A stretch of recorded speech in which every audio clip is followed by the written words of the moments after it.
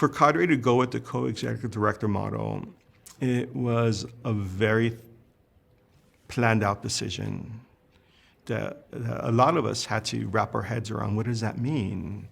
Who's deciding what? Who's leading CADRE?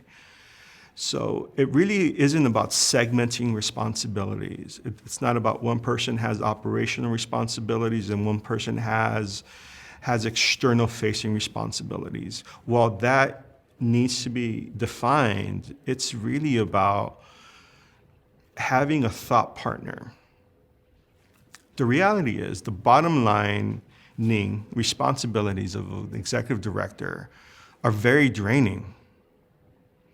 Maisie's amazing. She did it for 20 years, but she's exhausted. And it's not just her. There's a lot of executive directors leaving the field because it's beyond the mission. It's the responsibility of salaries, the responsibility of staff. So having someone who's there with you bottom lining is the big difference. Even myself, as CADRE's deputy director, who had a lot of responsibilities, the mind shift, just May 1st, the weight of the responsibility of CADRE just felt different. And if I was doing it alone, I wouldn't have the energy right now in September. And so I think that's the most important thing.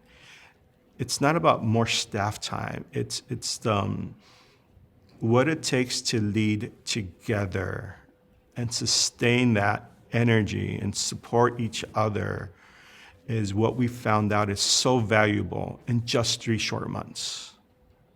So that's what I feel is the advantage of going to this co-ED model.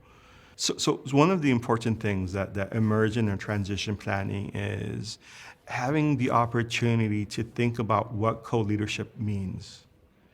It's not just about making decisions together, but the trust we have to build to make decisions, especially with the dynamics we have. Me being at CADRE for 10 years and Elise being new. I could be like, well, I've been here, follow my lead. Or I could step back and say, like, where do you think we should go, and how can I help you build an understanding of what we've done at CADRE? How can I enhance your vision? And that's the approach we took. And I think that the planning to the transition helped me position myself to think about how not to just dominate, to think about how to take a step back and build with Elise.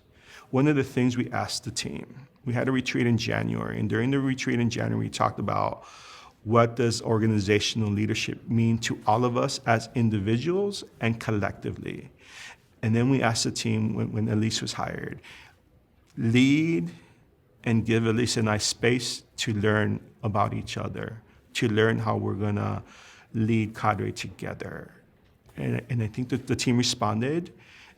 And that's where we are right now. We're only 3 months into it, and we've developed a wonderful rapport.